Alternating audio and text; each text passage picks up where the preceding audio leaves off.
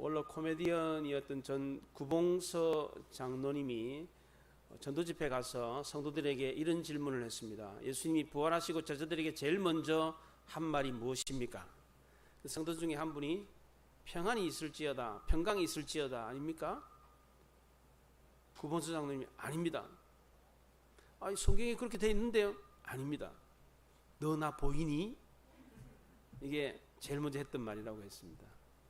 신앙이라고 하는 것이 무엇입니까? 신앙은 보이지 않는 것을 보는 것입니다. 하나님의 눈으로 세상과 자기를 보는 것입니다. 12 정탐꾼들이 40일 동안 가나안을 정탐하고 난 뒤에 돌아와서 보고를 했습니다.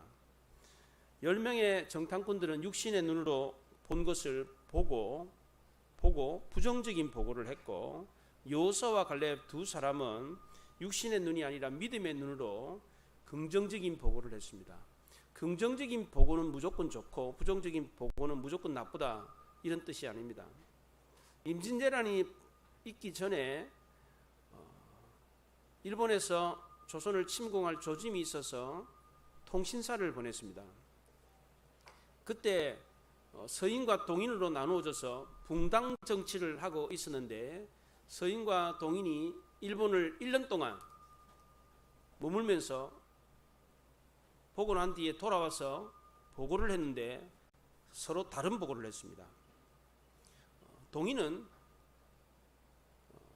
긍정적으로 일본이 절대 침략하지 않을 거다, 이렇게 보고를 했습니다. 근데 서인은 부정적으로 일본이 우리를 침략할 거다, 이렇게 보고를 했습니다. 근데 훗날 지나고 보니까 부정적으로 보고했던 그 보고가 맞았습니다. 10명의 정탐꾼들의 보고가 틀린 게 아니었습니다. 그들은 정확히 사실에 근거해서 보고를 했습니다. 가나안은 애굽에 비하면 척박한 땅이었고 살기 힘든 땅이 맞습니다. 이스라엘 백성들이 살았던 애굽의 북쪽 고센 땅은 세계에서 가장 큰 델타 삼각주입니다. 나일강에서 흘러내려오는 침전물이 쌓여가지고 만들어진 땅입니다. 세계에서 가장 비옥한 땅입니다. 바위가 없어요. 아무리 파도, 깊이 파도 바위가 없어요. 그래서 거름을 따로 안 줘도 씨만 뿌리면 그냥 식물이 잘 자라는 그런 곳이었습니다. 그에 비해서 가나안은 농사 지을 땅이 별로 없습니다. 산지가 많아요. 게다가 거기에는 거인 족속 아낙 자손들이 살고 있었습니다. 10명의 정탐꾼들이 보고한 것은 정확했습니다. 그럼 여호수아와 갈렙은 어떻게 보고를 했습니까? 그 정탐한 땅은 심히 아름다운 땅입니다. 과연 젖과 꿀이 흐르는 땅입니다, 이렇게 보고를 했습니다. 40명의 정탐꾼들은 평지를 돌아다니면서 정탐을 한 게 아닙니다. 산을 돌아다니면서 산을 타고 산맥을 이렇게 거슬러 올라가서 산에 올라가 가지고 가나안 땅을 정탐을 했는데, 산에 올라가 가지고 산 아래를 내려다보면 그 풍경이 어떻습니까? 등산하시는 분들 산에 올라가서 보는 풍경하고 산 아래 내려와 가지고 보는 풍경하고 똑같습니까? 다릅니다. 산에 올라가서 보는 풍경은 뭘 봐도 다 아름답습니다. 그렇잖아요? 여호수아와 갈렙은 상당히 감상적인 보고를 했습니다. 가나안에서 갖고 온 과일을 보여주면서 이렇게 젖과 꿀이 흐르는 땅이다, 이렇게 보고를 했습니다. 가나안 땅에서 포도송이를 들고 왔는데 그 포도송이 어찌나 컸든지 두 사람이 막대기를 끼워가지고 어깨에 메고 들고 올 정도로 그렇게 포도송이가 컸습니다. 이걸 보여주면서 정말 젖과 꿀이 흐르는 땅이다, 이렇게 말을 했습니다. 여호와께서 기뻐하시면 우리를 그 땅에 보내주실 거다, 이런 객관적인 보고가 아니라 믿음의 보고를 했습니다. 지금 이스라엘 백성들에게는 하나님이 이스라엘 백성들에게 그 땅을 주실 것인지 안 줄 건지 그게 중요한 게 아니었습니다. 우리가 이 땅을 차지할 수 있느냐 없느냐, 이게 중요했습니다. 하나님이 조상들에게 가나안 땅을 주겠다고 약속을 했다고 그러는데 주실지 안 주실지는 모르겠어요. 지금 당장 중요한 거는 당장 지금 이 땅에 들어가야 되는데 우리가 이 땅을 차지할 수 있느냐 없느냐, 이게 중요했습니다. 이런 관점으로 보니까 누가 더 옳은 보고를 한 것입니까? 10명의 정탐꾼이었습니다. 10대입니다. 더 많은 사람들이 그렇게 보고를 하니까 그 말을 믿었습니다. 우리도 이와 똑같은 상황을 만났다면 이렇게 판단했을 겁니다. 우리라고 뭐 판단이 다르겠습니까? 별반 차이가 없습니다. 세상을 볼 때도 그렇습니다. 인간적인 눈으로 세상을 봅니다. 예를 들면은 청춘 남녀들이 배우자를 선택할 때 어떻게 합니까? 상대방의 가능성보다는 현재 갖고 있는 것을 더 중요하게 생각을 하고 판단합니다. 연봉이 얼마냐? 아파트 몇 평에서 사냐? 돈을 얼마나 버냐? 이걸 봅니다. 특히 경제적으로 의존적인 여자들 경우에는 더더욱 그렇습니다. 상대방이 갖고 있는 가능성이나 잠재력보다는 당장 손에 잡히는 안정적인 것에 더 높은 점수를 줍니다. 왜 가능성과 잠재력을 택하지 않습니까? 이건 믿어주어야 하기 때문입니다. 믿어주는 것은 불안합니다. 정말 내가 본 그 사람의 가능성과 잠재력이 진짜 현실이 될 건지 이건 장담할 수가 없는 겁니다. 그래서 대부분의 사람들은 믿음보다는 현실을 택합니다. 그런데 여호수아와 갈렙은 어떻게 했습니까? 지금 현재 보고 있는 현실을 택한 것이 아니라 눈에 보이지 않는 미래를 택했습니다. 8절에 여호와께서 우리를 기뻐하시면 인도하여 들이시고 그 땅을 우리에게 주시리라. 하나님이 기뻐하시면 이게 무슨 뜻입니까? 하나님이 도와주시면 하나님이 우리에게 주시겠다고 약속하셨다면 이런 뜻입니다. 여호수아와 갈렙의 보고는 인간적이고 객관적인 보고가 아니었습니다. 합리적인 보고도 아니었습니다. 이건 이렇고 저건 저렇다 이런 식의 보고가 아닙니다. 믿음에 근거한 보고였습니다. 하나님이 약속하셨다면 하나님이 허락하시면 믿음을 전제한 보고였습니다. 여호수아와 갈렙은 믿었기 때문에 이런 보고를 할 수 있었습니다. 하나님이 허락하시면 누가 감히 막을 수 있느냐? 이런 신뢰가 바탕에 깔려 있었습니다. 만약 여호수아와 갈렙에게 이런 믿음이 없었더라면 이들도 역시 마찬가지로 10명의 정탐꾼과 똑같은 보고를 했을 것입니다. 신앙은 눈이 바뀌는 겁니다. 하나님의 눈으로 세상과 자신을 보는 것입니다. 24절에 그러나 내 종 갈렙은 그 마음이 그들과 달랐다 그렇게 말을 합니다. 내 종 갈렙은 그들과 달랐다. 믿음의 사람들은 세상을 보는 눈이 다릅니다. 인간의 눈으로 세상을 보는 것이 아니라 하나님의 눈으로 세상을 봅니다. 그러나 믿음이 없는 사람들은 자기 마음으로 자기 눈으로 세상을 봅니다. 자기 눈으로 보기 때문에 자기 생각으로 세상을 판단하기 때문에 오히려 예수 믿는 사람들보다 더 정확하게 세상을 볼 수가 있습니다. 그러나 이들은 한계가 있습니다. 육신의 눈으로 보기 때문에 눈에 보이지 않는 것은 볼 수가 없습니다.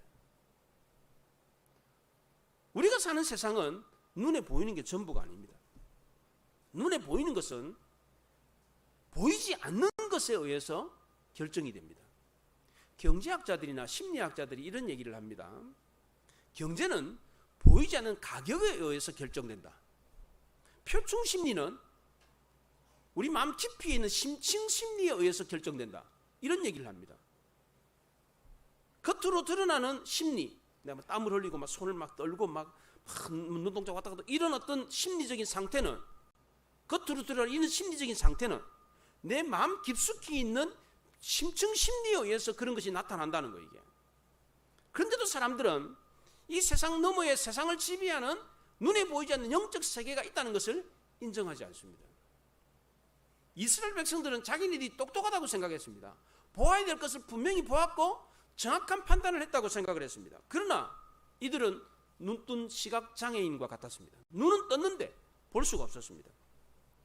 자기네들이 본다고 생각했는데 정말 보아야 할 것을 보지 못했습니다. 마태복음 6장에서 예수님은 눈은 몸의 등불이니 그러므로 내 눈이 성하면 온몸이 밝을 것이요 그렇게 말을 했습니다. 눈이 성하면 온몸이 밝답니다. 눈이 밝으면 세상을 제대로 볼 수가 있습니다. 눈이 어두워서 앞을 제대로 못 보는 사람은 앞에 돌뿌리가 있는데도 그걸 못 보면 걸려서 넘어집니다. 그러면 몸이 상하는 겁니다. 이렇게 넘어지고 자빠지면 몸이 상하는 것처럼 눈이 온전하지 않으면 좌충우돌하게 되는 겁니다. 우리를 온전하게 만드는 것이 눈이라고 그랬는데 이 눈이 곧 신앙을 말하는 겁니다. 신앙이 온전하면 우리 삶이 온전해집니다. 신앙이 온전하면 좌충우돌하면서 인생을 살지 않습니다. 예수 믿는 사람이나 예수 안 믿는 사람들은 겉으로 보기에는 다 똑같습니다. 똑같은 집에서, 똑같은 아파트에서, 똑같은 차, 똑같은 옷을 입고 똑같은 직장에 다닙니다. 그런데 결정적으로 다른 게 있습니다. 뭐가 다릅니까? 세상을 보는 눈이 다릅니다. 이걸 가치관이라고 합니다. 세상 사람들은 그저 보이는 것만 봅니다. 세상 돌아가는 것도 마찬가지입니다. 보는 걸로 결정합니다. 그러나 예수 믿는 사람은 그렇지 않습니다. 눈에 보이는 것만으로 결정하지 않습니다. 눈에 보이는 게 전부라고 생각하지 않습니다. 눈에 보이는 것은 잠깐이고 눈에 보이지 않는 것이 영원하다, 이것을 알고 있습니다. 여러분은 어떻습니까? 어떻게 보고 있습니까?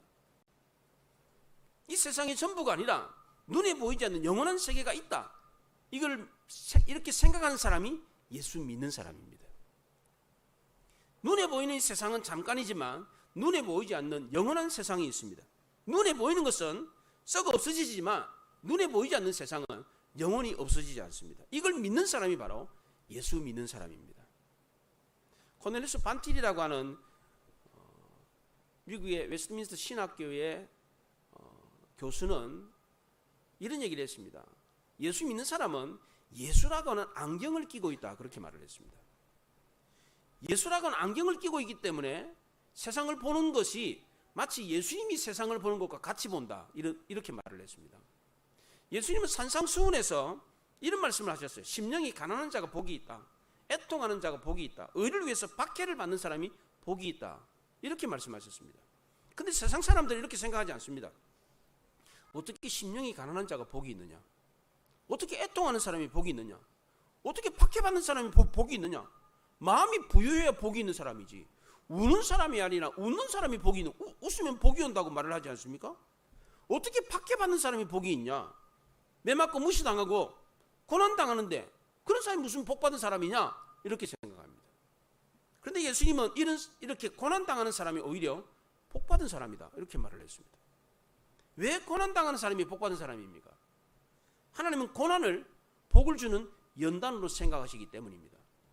세상 사람들에게 고난은 그저 고난입니다. 그러나 예수 믿는 사람들에게 이 고난은 승리의 열쇠입니다. 복을 주는 통로입니다. 하나님은 어떤 사람이 인생의 승리자라고 합니까? 예수 믿고 영원한 하나님 나라에 들어가는 사람입니다. 그런데 세상 사람들은 어떤 사람이 인생의 승리자라고 합니까? 돈 많이 벌어서 잘 먹고 잘 살다가 죽는 사람입니다. 그렇잖아요? 하나님은 최고의 자녀 교육이 뭐라고 합니까? 예수 믿는 하나님의 자녀로 키우는 겁니다. 근데 세상 사람들은 최고의 자녀 교육이 뭡니까? 건강하게 잘 가르쳐서 출세하도록 하는 겁니다. 좋은 대학 보내고 좋은 직장 보내서 돈 많이 벌어서 잘 먹고 잘 살고 높은 자리에 오르게 하는 거, 이게 최고의 자녀 교육이라고 합니다. 그렇게 하면 떵떵거리면서 막 자랑을 해요. 막 이렇게 자랑을 합니다. 이렇게 다릅니다. 그래서 예수 믿는 사람과 예수 안 믿는 사람이 부부로 살면 갈등이 일어납니다. 이런 이유 때문에 찌지고 뽑고 싸워요. 당연하죠. 왜?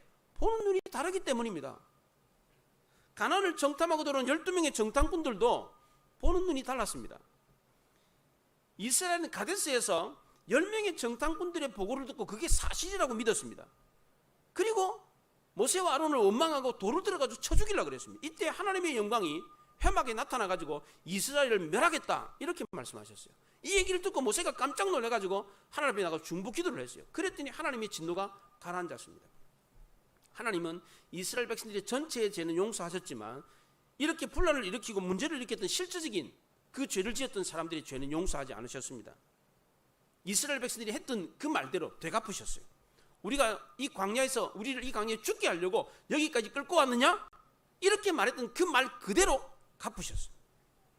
이렇게 말했던 사람은 40년 동안 그 광야에서 다 죽게 했습니다.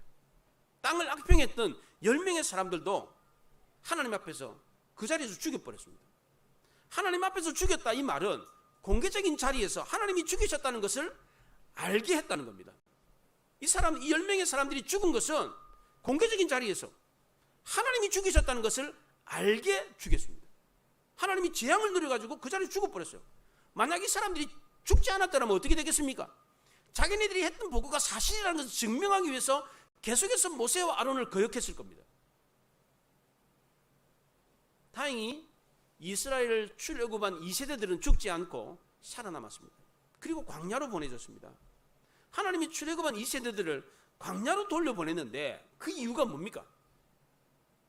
그러면 예를 들어서 1세대들은 믿지 못했다 그러면 2세대들한테 야 다독거려 가지고 너희들은 믿어라, 다시 한 번 더 기회를 줄게, 다시 한 번 더 정탐꾼을 보내든지 야 너희들은 들어가라, 이렇게 해가지고 가나안 땅에 보내면 되잖아요. 그런데 그렇게 하지 않고 2세대들을 광야로 보냈어요. 40년 동안 광야를 유리방황하게 했습니다. 그 이유가 뭡니까? 40년 전에 조상들이 볼 수 없던 것을 보게 하기 위해서였습니다. 하나님 광야 40년 동안 조상들이 육신적으로 보지 못한, 육신의 눈으로 못 보았던 것을 직접 보게 했습니다. 여호수아와 갈렙이 가나안 땅에 들어갔을 때 가나안 땅에 들어가 정탐하면서 보았던 그 하나님을 보게 했습니다. 이스라엘은 광야에서 40년 동안 방황하면서 하나님이 살아계시고 역사하는 것을 직접 목격했습니다. 그리고 깨달았습니다. 야, 하나님이 살아계시는구나, 하나님 우리를 이끌고 인도하시는구나, 이것을 깨달았습니다. 이것을 깨달은 사람과 깨닫지 못한 사람은 생각이 전혀 다릅니다. 공부하기 싫은 아이들은 공부 뭐가 그렇게 중요해?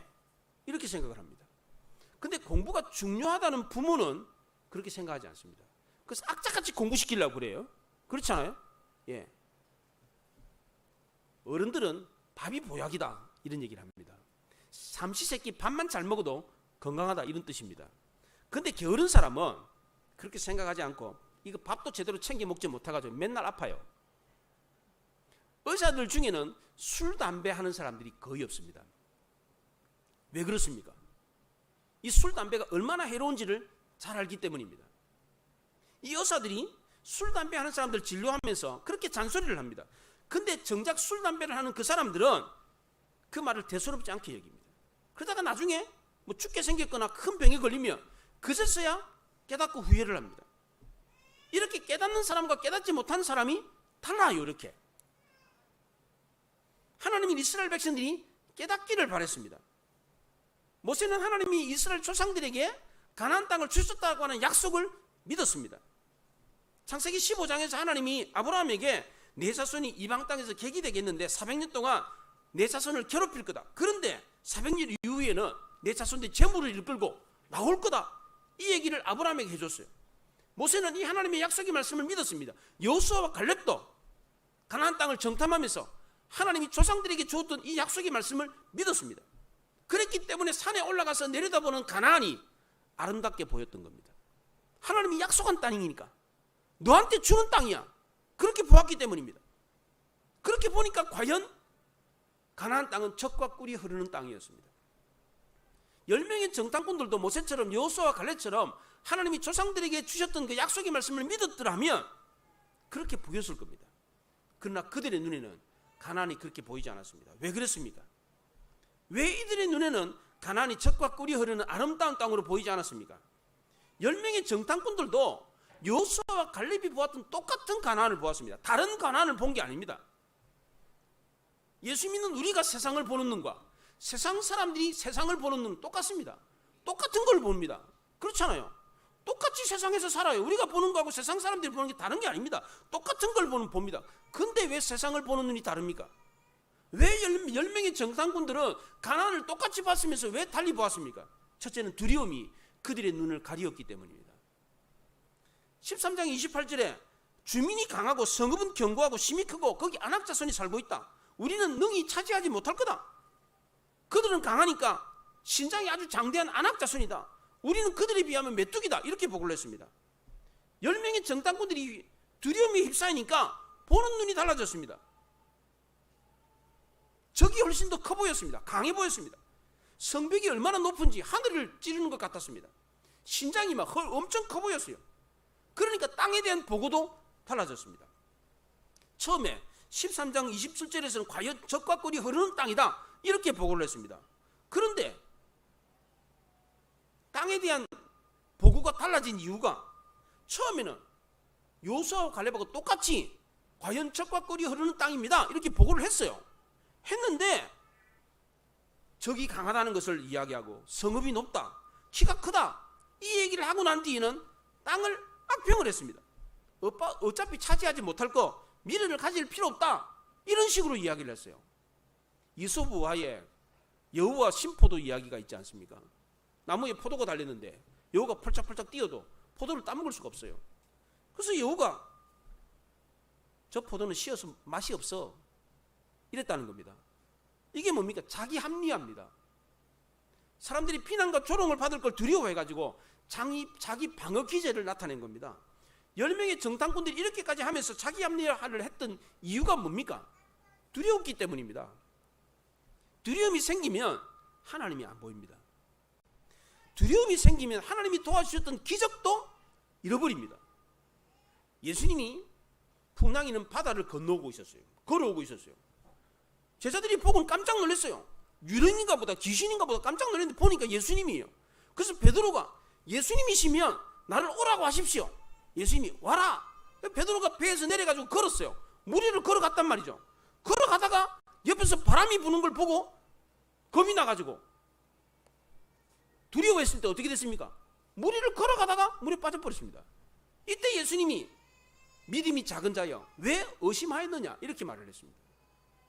베드로가 기적을 경험하고 물 위를 걷다가 물에 다시 빠진 이유가 뭡니까? 두려워했기 때문입니다.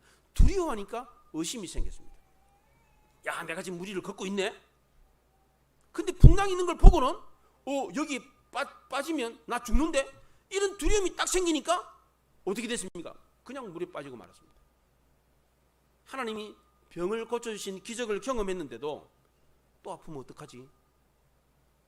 이런 두려움이 의심이 생기면 다시 아픕니다. 하나님이 우리에게 행하셨던 기적도 역시 마찬가지입니다. 잠시 경험했다가 다시 그 기적의 경험을 잃어버리는 경우가 있습니다. 왜 그렇습니까? 두려워하고 의심하기 때문입니다. 마귀는요, 예수 믿는 사람이 하나님의 기적을 경험하고요, 기뻐하는 걸요, 그냥 안 둡니다. 배가 아파가지고요, 계속해서 찔러요. 너 나중에 또 아플 거야. 응? 또 아플 거야. 이렇게 찔러요. 하나님이 고쳐주셨는데도 불구하고 또 아프면 어떡하지? 또 아프면 어떡하지? 이런 생각을 줘요. 마귀가 그런 생각을 줍니다. 베드로가 그랬잖아요. 기적을 경험해서 걸었어요. 걸었는데 두려워하고 의심하니까 어떻게 됐습니까? 그냥 빠지고 말았어요. 우리가 교회를 열심히 다니다가 신앙생활 잘하다가 시험에 빠지는 이유가 뭡니까?